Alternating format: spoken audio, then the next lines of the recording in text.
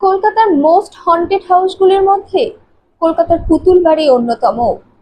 স্থানীয় বাসিন্দাদের দাবি যে এই বাড়ির ছাদে আজও ঘুরে বেড়ায় অতৃপ্ত আত্মারা। তারা কখনো শুনতে পায় কারো কান্নার আওয়াজ, কখনো বা হাসির আওয়াজ। কি এমন হয়েছিল?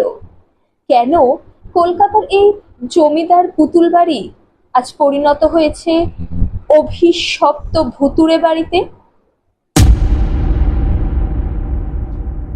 কলকাতার এই পুতুল বাড়ি কলকাতার শোভাবাজারের কাছে অন্তর্গত।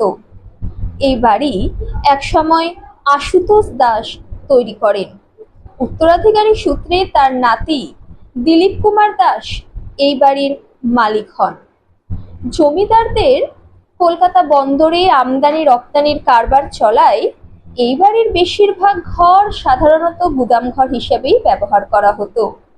কিন্তু একবার স্বাধীনতা সংগ্রামে বহু স্বাধীনতা সংগ্রামী এই বাড়ির মধ্যেই আশ্রয় নেয়, আর ব্রিটিশরা ছল করে এই বাড়িতে ঢুকে মেরে ফেলে সমস্ত স্বাধীনতা সংগ্রামীকে।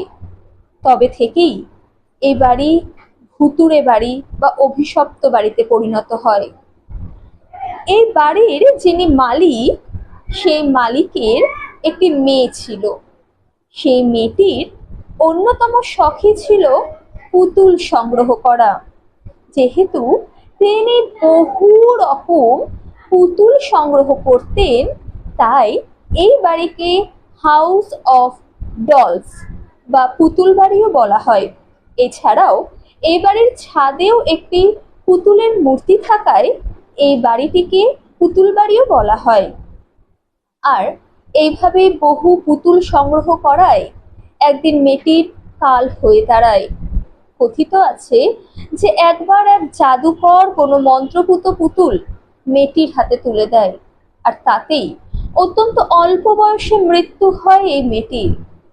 আর তারপর থেকে নাকি এই মেয়েটির আত্মাও এই বাড়িতেই ঘুরে বেড়ায়। পরবর্তীকালে বাবুরা ফুর্তির জন্য বহু নিরীহ মেয়েকে এই বাড়িতে এনে সারা রাত তার উপর মর্মান্তিক অত্যাচার করে মেরে ফেলত। আর এই মেয়েদের আত্মা নাকি আজও এই বাড়িতে ঘুরে বেড়ায়।